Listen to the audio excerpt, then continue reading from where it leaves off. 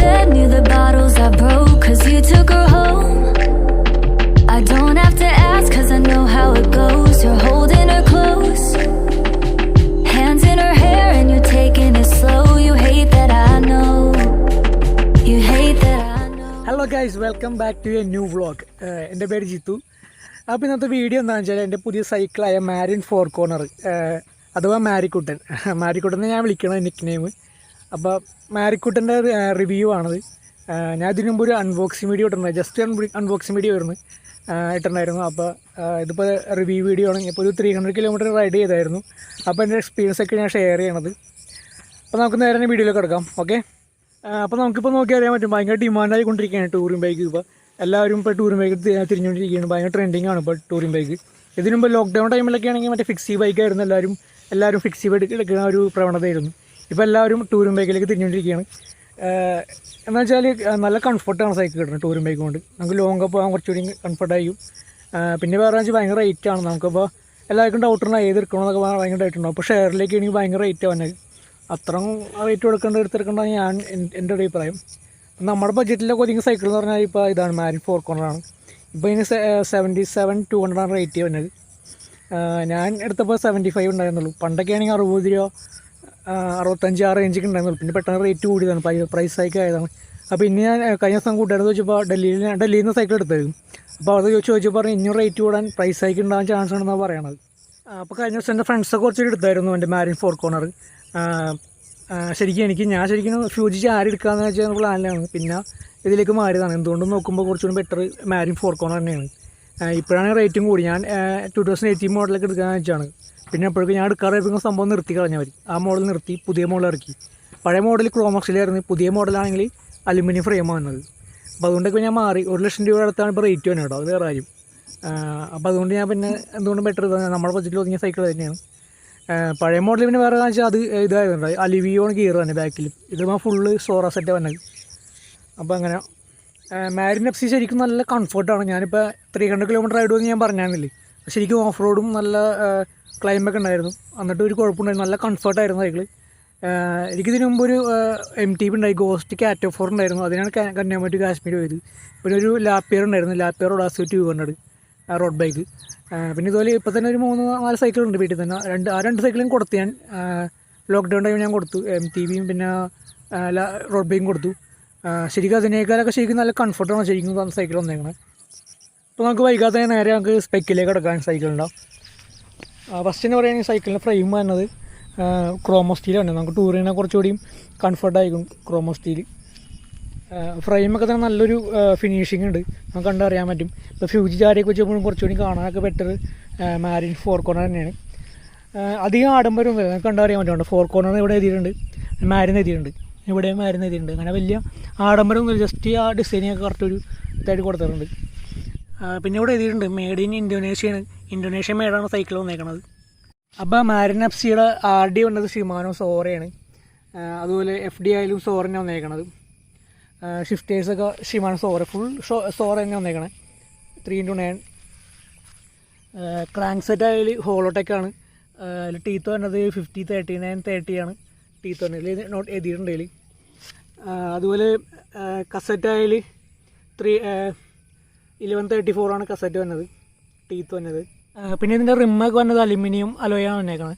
പിന്നെ സ്പോക്സൊക്കെ ഞാൻ ചെക്ക് ചെയ്ത് നോക്കിയായിരുന്നു, അതിൽ പറയുന്ന പോലെ തന്നെ സ്റ്റെയിൻലെസ് സ്റ്റീലാണ് വന്നത്, റസ്റ്റൊന്നും കയറില്ല. പിന്നെ അതുപോലെ എല്ലാത്തിലും ഗ്രാവൽ ബൈക്കിലും ടൂറിംഗ് ബൈക്കിലൊക്കെ ഉള്ള പോലെ തന്നെ WTB തന്നെയാണ് ടയർ വന്നത്.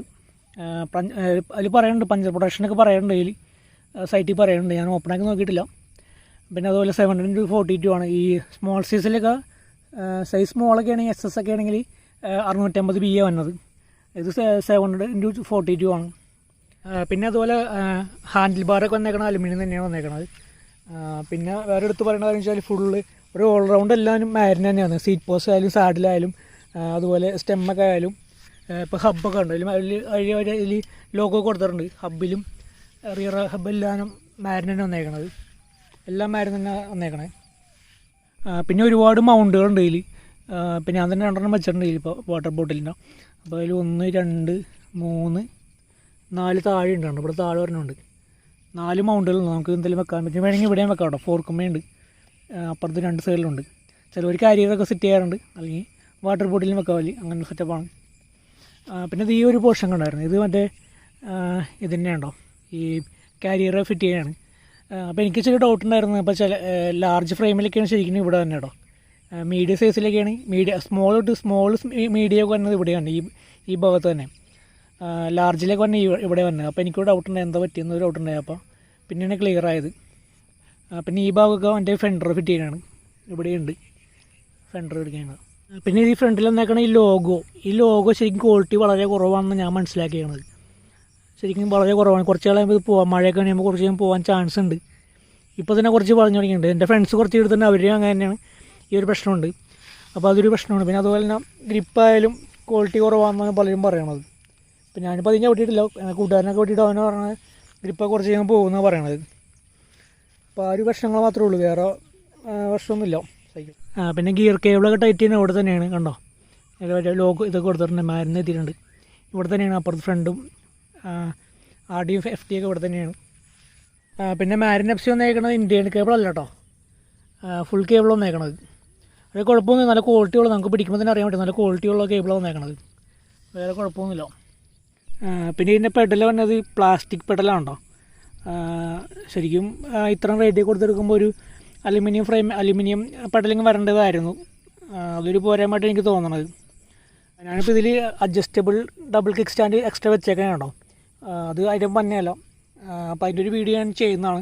ശരിക്കും നമുക്ക് യൂസ്ഫുള്ളാണ്. ഇപ്പോൾ ലോങ് റൈഡൊക്കെ പോകുമ്പോൾ ക്ലീൻ ചെയ്യാനൊക്കെ ആയാലും എന്തുകൊണ്ട് നമുക്ക് ശരിക്കും കിക്ക് സ്റ്റാൻഡ് കുറച്ചുകൂടി ബെറ്ററാണ്.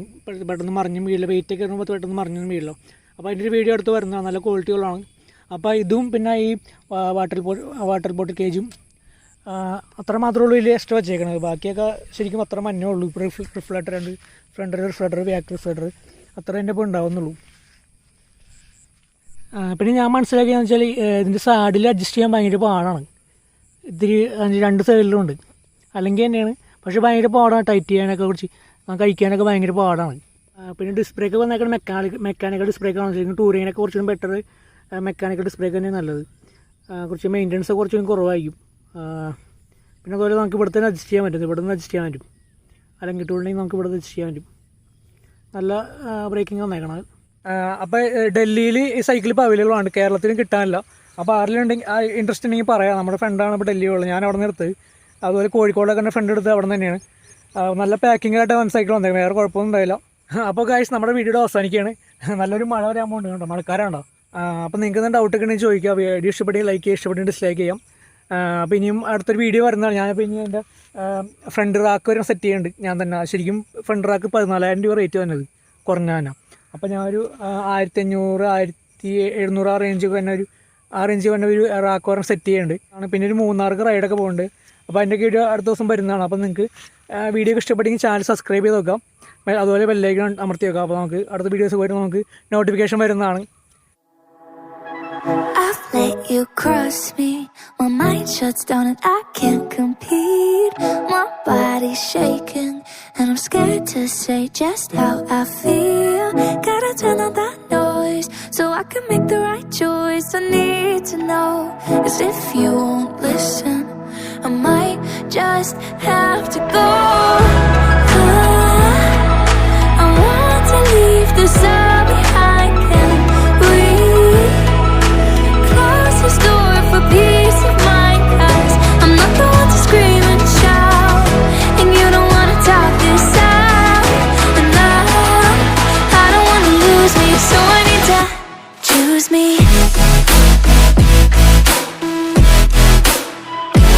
Choose me. So I need to choose me.